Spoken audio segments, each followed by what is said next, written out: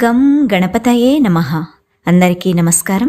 ఈరోజు ఈ వీడియోలో మనం గణేశుని యొక్క 2 మంత్రాలను, వాటి యొక్క అర్థాన్ని, వాటిని పఠించడం ద్వారా పొందే ప్రతిఫలాన్ని తెలుసుకుందాం.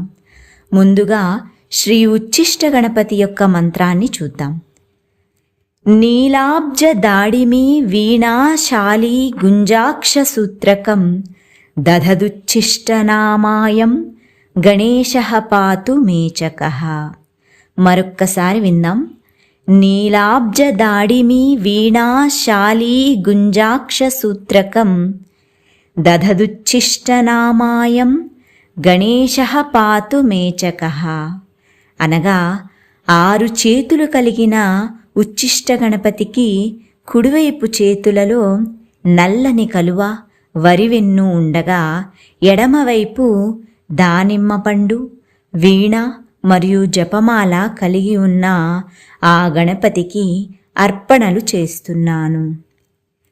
ఈ మంత్రాన్ని ప్రతినిత్యం శ్రద్ధాభక్తులతో చదవడం ద్వారా కోరిన కోర్కెలు నెరవేరును, ఇంద్రియములపై నియంత్రణ కలుగును, జీవితంలో అశాంతి తొలగి రక్షణ కల్పించబడును. అంతేకాకుండా సిరి సంపదలు కూడా కలుగును.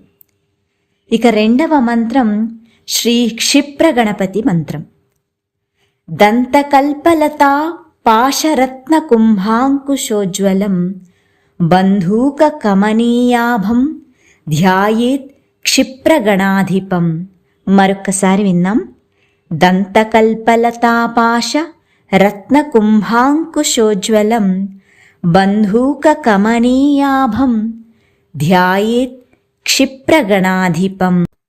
4 చేతులు కలిగిన క్షిప్ర గణపతికి కుడివైపు చేతులలో దంతం మరియు మణిమయ భూషితమైన కలశం ఉండగా ఎడమవైపు కల్పతరువు యొక్క కొమ్మ మరియు అంకుశం ధరించి ఉన్న ఆ గణేశునకు అర్పణలు చేస్తున్నాను. భక్తి, శ్రద్ధ మరియు నమ్మకంతో ఈ మంత్రాన్ని ప్రతినిత్యం పఠించడం ద్వారా క్షిప్ర గణపతి యొక్క అనుగ్రహంతో కోరిన కోరికలన్నీ నెరవేరి సిరి సంపదలు కలుగును. ఓం గం గణపతయే నమః.